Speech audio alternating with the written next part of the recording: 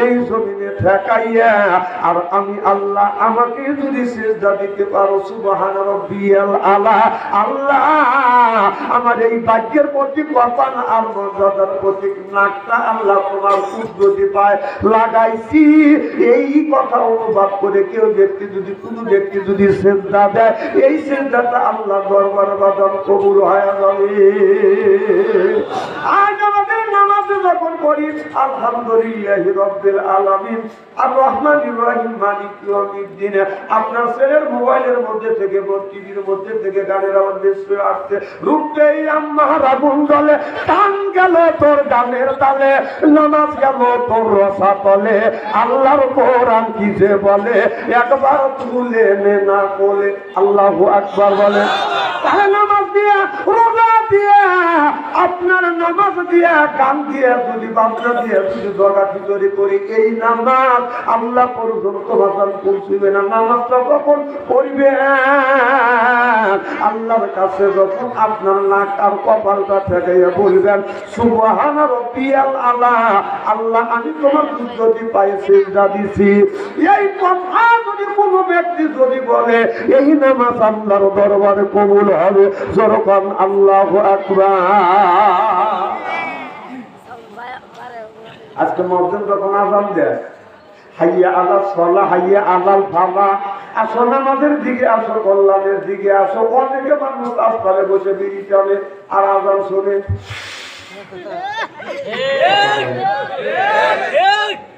কুকুর যদি আযান শুনে তারপরে কুকুর কয় কথা বল তুই মুসলমানের ঘরে জন্ম নিয়েছিস মুসলমানের বাচ্চা হইয়া মসজিদে আযান হয় রাস্তায় বসে সাকিব খানের ছবি দেখি যায় এরকম করে পুরো মানুষ বিড়ি টানে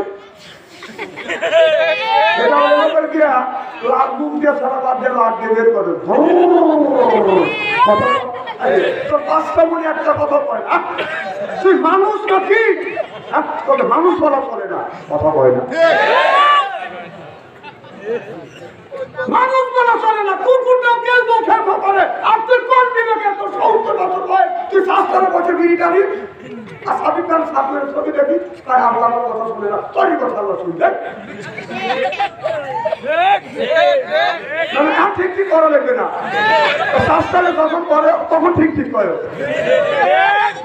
আমার ভাইয়ের আমার কিয়ামতের ময়দানে আল্লাহ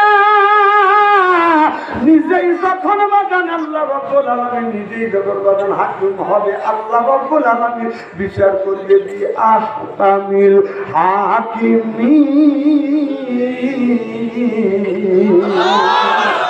আল্লাহ উত্তম বিচারক হইয়া এই মানুষের ভালো মন্দ বিচার করবে আর আমার নবী বাজান নিজে বাজান উকিল হবে আমাদের পক্ষে নবী ছাপাই গাবে সুবহানাল্লাহ আল্লাহ আমার মুকতার আল্লাহ আমার বেহেশত আখিরাতের আদালত নবী আমায় করবেন পার আমি পাপী নবী জাবিনদার বলুন আমি পাপী নবী জাবিনদার আমি পাপী নবী জাবিনদার সিল্লাকান আল্লাহু আকবার আমি পাপী আর আমার নবী জাবিনদার হবে আমার পক্ষে আপনার পক্ষে আমার নবী আল্লাহর কাছে বাদাম সুপারিশ করবে দুনিয়ায় কোন উকিল মুক্তার বাদাম দাঁড়াইয়া সাবে সাহস পাবে না কোন নবী রাসূল সাহস পাবে না দুনিয়ার কত নবীর সামনে কত নবীর উম্মতদেরকে ফেরেশতারা হাতে পায়ে রশি লাগাইয়া জাহান্নামে নিয়ে যাবে কিন্তু তাদের সামনে আল্লাহর সামনে কথা বলার সাহস তারা পাবে না আল্লাহর নবীর একটা উম্মতকে আল্লাহ যদি দোকা যায় নবী শুধু শাহাদাত আমল ইশারা করে বলবে ইয়া আল্লাহ তোমার সেই বান্দাকে তুমি জাহান্নামে দিচ্ছ এই বান্দা কিন্তু আমার দলের লোক সুবহানাল্লাহ আল্লাহ বলবে ফেরেশতা দ্বারা সেই লোকটা নাকি আমার বন্ধুর দলের লোক ও নবী এই কোরআনের জন্য দ্বীন প্রতিষ্ঠিত করবার জন্য তুমি দান মোবারক শহীদ করে দিয়েছো বদরের ময়দানে তুমি রক্ত পর্যন্ত দিয়েছো বন্ধুরে তোমার এই রক্ত আমি আল্লাহ বিফল যেতে দেব না। তোমার যদি উম্মত হয় আমি আল্লাহ আমার অর্ডার বাতিল করলাম, পুরো অর্ডার দিলাম, জাহান্নাম নয় জান্নাত পর্যন্ত ফেরেশতারা পৌঁছাইয়া দেয়।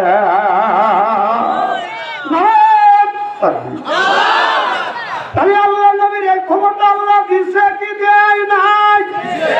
সেই আল্লাহকে আমরা মানি না, আল্লাহকে মানি না। অনেক মানুষ বলে দিয়ে আল্লাহ বলতে কেউ নাই। যারা আল্লাহকে অস্বীকার করে আমি মনে করি ওরা এক নাম্বার কাফেরা।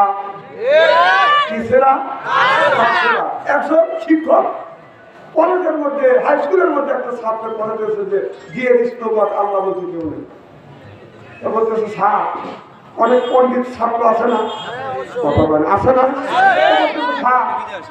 আপনার তার তো ছেড়ে নাই, আমার তা ছিঁড়বে মানে তাছাড়া বলেন তো ভালো মানুষের যদি বলা যায় তোমাকে তা ছিঁড়ছে পড়ে গেলে না, সে বলতেছে আপনার তার তো ছেড়ে নাই, আমার তা ছিঁড়ছে। আচ্ছা আপনাদের বললেন যে আল্লাহ বলতে কেউ নাই, তা আল্লাহ বলতে একজন আছে, ছাত্র বলতেছে সুবহানাল্লাহ। ও ভাই স্যারে দেখি নেই নয় না, তারে বসিব কেমন? বলতেছে স্যার তাহলে আল্লাহকে আপনি দেখেন না, আমি আল্লাহ দেখা দিতে পারি। আপনি বাঁচিয়ে আছেন কিসের জন্য? আমার ভিতরে আত্মা আছে, রুহু আছে, দেখে আমি বাঁচিয়ে আছি। রুহু দেওয়ার মালিক কি? যেরকম না না, আপনাদের রুহু হাসিনা সরকার দিয়ে গেছে। যেরকম রুহু দেওয়ার মালিক কে? আল্লাহ। যে আল্লাহ যদি তাহলে রুহু কে দিছে? আল্লাহ। রুহু আল্লাহ দিছে, এমনি এমনি রুহু আছে, এমনি এমনি। তাহলে আপনি কিসের জন্য বাঁচিয়ে আছেন? তার ভিতরে আত্মা আছে দেখে, আত্মা আছে দেখে আমরা বাঁচিয়ে আছি। আত্মা কি দেখা যায়? তারপর আত্মা দেখা যায় সামান্য আপনার 3 হাত 3.5 হাত পানির মধ্যে যদি আপনার আত্মাকে দেখাতে যদি না পারেন, বিশাল আসমানের মালিক আর জমিনের মালিক সেই আল্লাহকে কোন জ্ঞানে কোন বিবেকে দেখতে পান? সুবহানাল্লাহকে জোরে কর।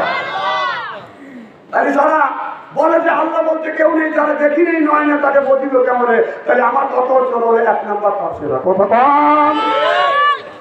একটা হাই স্কুলে স্কুল বাজেট করবার জন্য আছে একটা ইন্সপেক্টর আসলে ছাত্ররা অল্প করতেছে, উনি ঢুকে বসছে, সব ছাত্র দাঁড়া গেছে, সারাও ছেলে দিয়ে দাঁড়া গেছে, যাচ্ছে গেছে।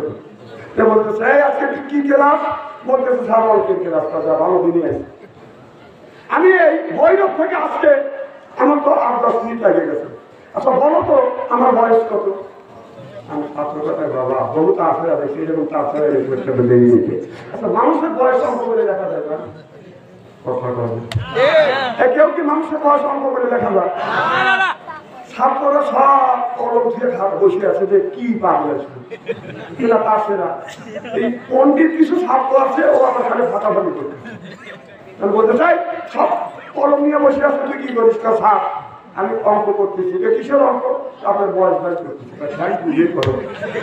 তো ছেলেটা বের করার পরে বসে আছে, কি বাবা আমার বয়স বের করছে, অঙ্ক করছে যে হ্যাঁ করছি। যে বয়স কত? 60 বছর। আসলে ওর বয়স 60, বয়সে বয়সে চলে গেছে। আর কিভাবে তুমি সূত্রটা পাইলে? কিভাবে সূত্র ছাড়া অঙ্ক করা যায়? কথা বলে কি করা যায়? সূত্র পাইলে কোথায়? আমার বয়স 60 তুমি বললাম, আর স্যার আমার সূত্র হলে এই, আমার এক ভাই আছে, সে হলো হাফ পাগল, তার বয়স 30 বছর, আপনি ফুল পাগল, তার বয়স 60 বছর। হাফ পাগলের বয়স যদি 30 বছর হয়, ফুল পাগলের বয়স 6 বছর। আমার মুসলমান ভাইরা, আল্লাহর হাবিবের বিয়াম্মাতেরা যারা বলবে আল্লাহকে দেখি নেই, আল্লাহ বলতে কেউ নাই, দিয়ে ইজ নাথিং, ওরা জান আমি বলবো ওরা হলো বাজানে 1 নাম্বার কাফেরা। আমি ওই দিকে যেতে চাই না। আল্লাহর নবী আখিরি জামানার পয়গম্বর মুহাম্মদ রাসূলুল্লাহ সাল্লাল্লাহু আলাইহি ওয়াসাল্লাম নিজে বাজান উকিল হবে। আল্লাহর নবীর হাতে যখন দিবে আমার নবী, আল্লাহ বিচার করবে, নবী উকিল হবে। আমার নবী এরকম করে হাতে নিয়ে বলবে, কি আমার উম্মত, তোর আমার নামে তো ফজর নামাজ কাজা, জোহর কাজা, আসর কাজা, মাগরিব কাজা, এসব নামাজ পর্যন্ত তুমি পড়ো নাই। আমার নবী উম্মতের চেহারার দিকে তাকাইয়া আমার বিশ্ব নবী দাদা করে চোখের পানি ফেলে দিয়ে কাঁদবে আর বলবে, আমি কি এই কাজ কি তুই দুনিয়ায় করেছিস? আমি নবী ইসলাম প্রতিষ্ঠিত করবার জন্য, এই নামাজের জন্য তায়েফের জমি জমিনে আমি রাসূল সাল্লাল্লাহু আলাইহি ওয়াসাল্লাম আমার গায়ে অগণিত পাথর মারছে, আমি নবী পাথর পর্যন্ত খেয়েছি, কারণ এই কোরআনের জন্য, এই নামাজের জন্য, ইসলাম প্রতিষ্ঠিত করবার জন্য। সিল্লাকান আল্লাহু আকবার।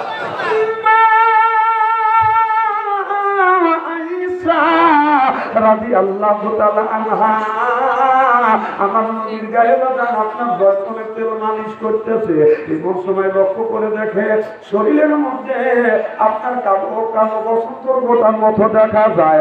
মাই সবার ইয়া রাসূলুল্লাহ ইয়া হাবিবাল্লাহ, আপনার শরীরে কি বসন্তর গোটা উঠেছে? আমার নবী চোখে পানি ফেলে দিয়ে কান্দে। মাই সবার ইয়া রাসূলুল্লাহ ইয়া হাবিবাল্লাহ, আপনি কেন কান্দেন গো নবীজি? আপনি কি আমার কথায় কষ্ট পেয়েছেন?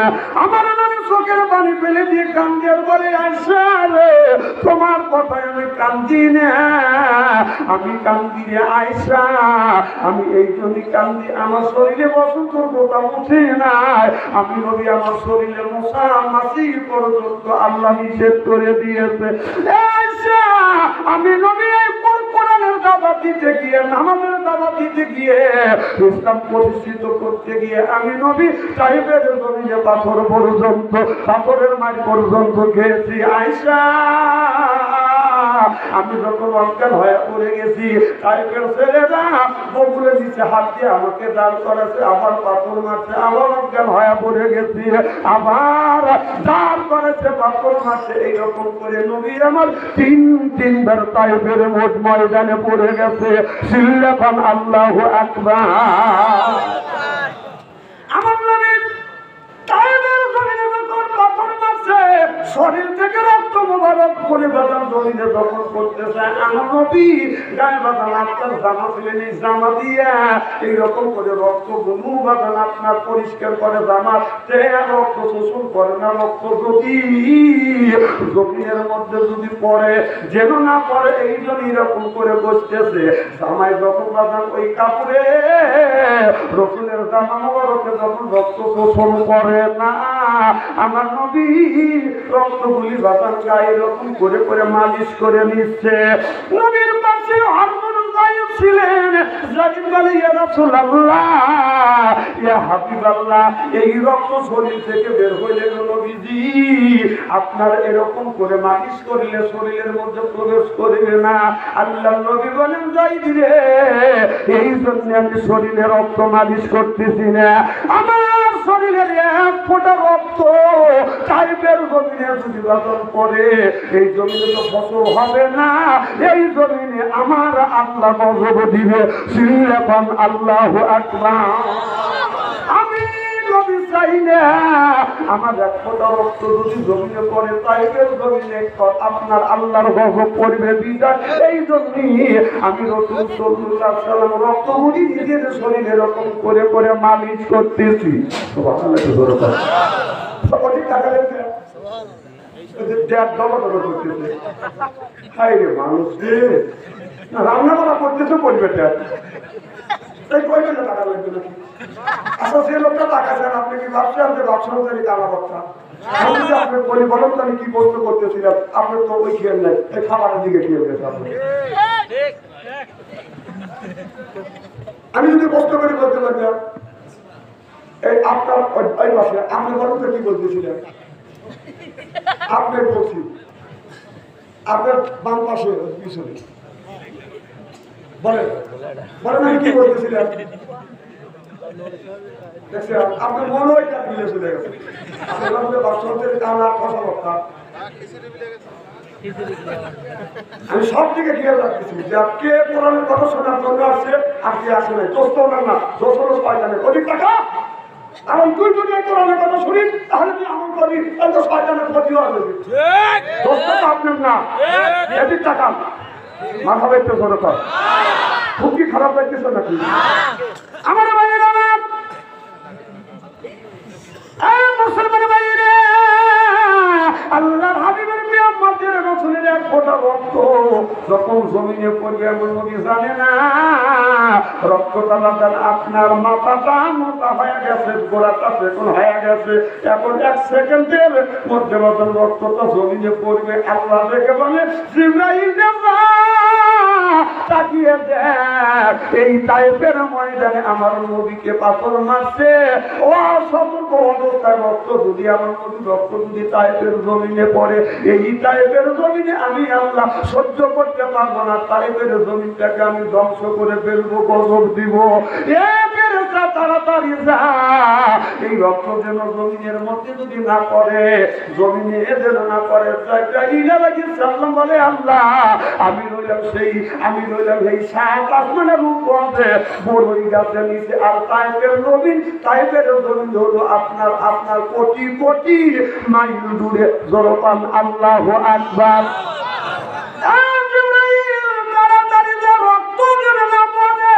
তোমার নূরের পাখা বিছাইয়া দে। জিবরাইল আলাইহিস সালাম বলল আমি তখন আমার এই আল্লাহ 600টা নূরের পাখা দিয়েছে, এক পাখা দিয়ে যদি এইরকম করে যদি বাড়ি দেয় 1000 বছরের রাস্তা অতিক্রম করে। আল্লাহু আকবার। আমি চিন্তা করেন জিবরাইল আলাইহিস সালামের পাখায় এক পাখা দিয়ে এরকম যদি টান দেয় তাহলে আপনার 1000 বছরের রাস্তা অতিক্রম করে। সুবহানাল্লাহ, তো জোরে কর। তাহলে তার গতি কি রকম?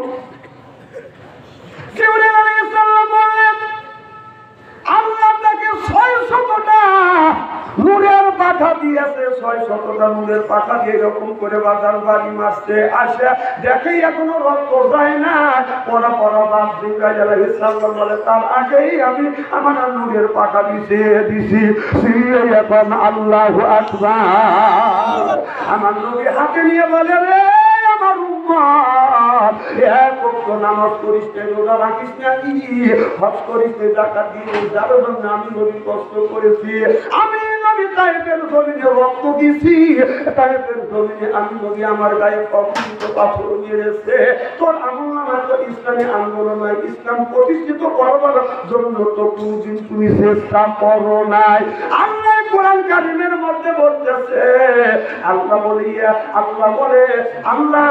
বলতেছে নামাজ কায়েম করো, যাকাত আদায় করো, কুতিবা আলাইকুমুস সিয়াম, রমজান মাস আসলে রোজা রাখো। এ কথা কার?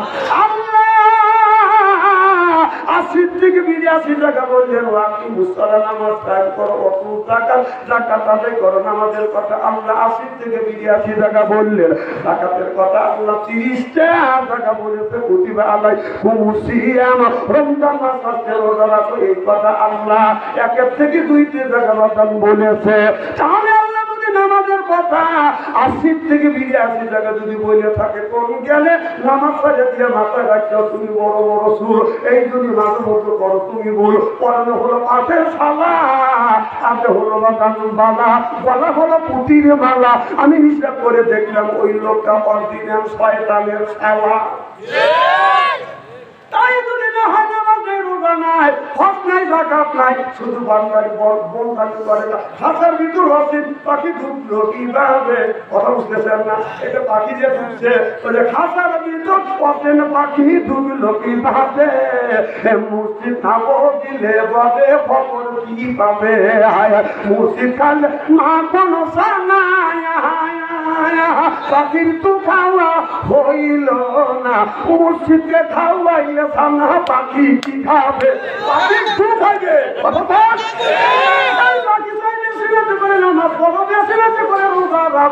বেশি বেশি করে কোরআন তেলাওয়াত করো, পাখি বলে বেশি বেশি করে জিকির করো। নবী বললেন কুল্লু সাইয়্যিদ সেকালাতুল কুলুবিহিল জিকরুল্লাহ। নবী বলে বেশি বেশি করে জিকির করো, কলবের ময়লা পরিষ্কার করে দিবে কে?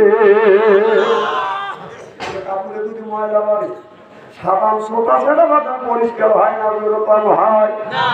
আর দুনিয়ার সাবান মানুষের গায়ের মধ্যে কাপড়ে যদি ময়লা পড়ে সাবান সোটা ছেড়ে বাটা পরিষ্কার হয় না। কাপড়ে যদি ছাতা, শরীরে যদি ছাতা বলে ওটা আপনার শ্যাম্পু দিয়া সাবান দিয়া একটা সাবান মতো একটা শক্তি দিয়ে দেয়। সবার কি কয় সোনা দিয়ে এইরকম করে ডরে আরাক করে পায়, তাহলে না কয় বউ তো বাসি চলে যাবে। কথা বলে না। তাহলে দুনিয়ায় সাধারণ কাপড়ে যদি ময়লা মানে সাবান ছোটা না দিলে ময়লা ওঠে না। শরীরে যদি আপনার সাদা হয়, আপনার সাবান ছোটা দিয়ে না করলে আপনার সাদা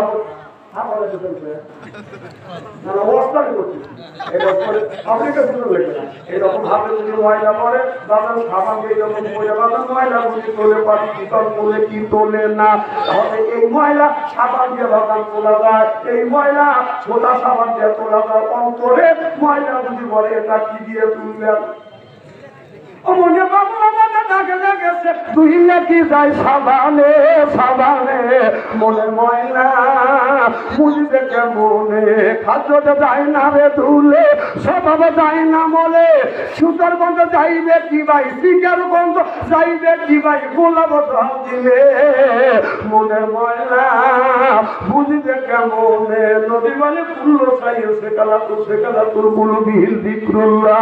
আমার নদী বললেন বেশি বেশি করে জিকির করো, কবরের ময়লা পরিষ্কার করে দিবে কে?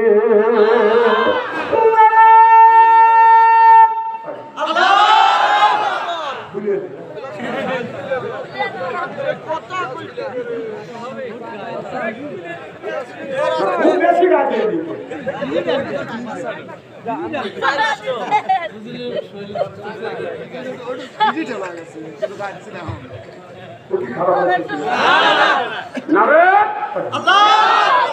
এইভাবে যদি কোনটাখানে আলোচনা করি সোনার জন্য রাজেশন হাত তুলে দেখাতে দেখে রাগ করবেন কারা কারা?